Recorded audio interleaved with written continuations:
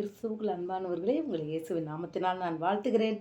பெண்கள் என்ற வகையில் ஆண்டவர் படைத்த படைப்பில் பெண்கள்ன்றவங்க மிகவும் முக்கியமான ஒரு இடத்துல இருக்கிறோம் பிரியமானவர்களே. அதாவது உலகத்தில் பேசுகிறவங்க என்ன சொல்லிக்கிறாங்கன்னா, ஆண்கள் தான் ரொம்ப அதாவது தேவனின் சாயலில் படைக்கப்பட்டதுன்னு சொல்லி முதல்ல உருவாக்குனது. அதனால் அவங்களுடைய ஒரு மேன்மை எல்லாரை விட அவங்க தான் உயர்ந்தவர்கள் அப்படின்றது மாதிரி சொல்லிக்கிறாங்க.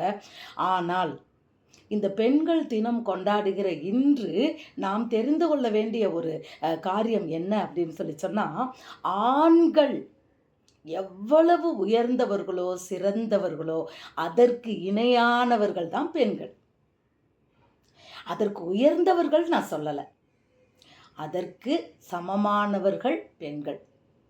ஏன் அப்படின்னு சொன்னால், பெண்கள் ஆண்கள் ஆதியாகமத்தில் ஒரு அதாவது ஆண்டவர் மண்ணிலிருந்து மனிதனை உருவாக்கினார், அவர் தான் உருவாக்கினார்.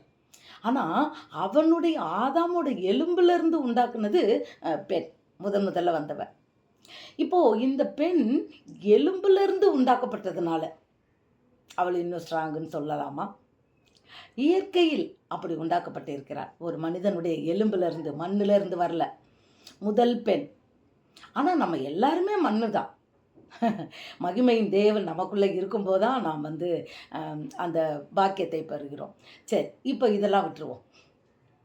வேதாகமத்தில் இந்த பெண்கள் தினம் கொண்டாடுகின்ற இன்று நாம் வேதாகமத்தில் உள்ள சில முக்கியமான பெண்களை, அதாவது ஆசீர்வதிக்கப்பட்ட பெண்களை, எக்ஸாம்பிளாக இந்த மாதிரி இருக்கணும் அப்படின்னு சொல்கிற சில பெண்களை குறித்து நாம் பார்க்கலாம். வேதத்தில் நிறையா பெண்கள் இருக்கிறாங்க, நல்லவங்க கெட்டவங்க, அதாவது விபச்சார பெண்கள் இருக்கிறாங்க, நல்ல பெண்கள் இருக்கிறாங்க, குணசாலியான ஸ்திரீ இருக்கிறாங்க.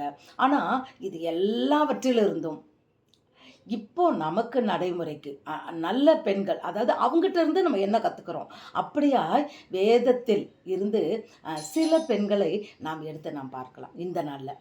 அப்படி பார்க்கும்போது முதல்ல ஏவாளை பார்க்காம இருக்க முடியாது.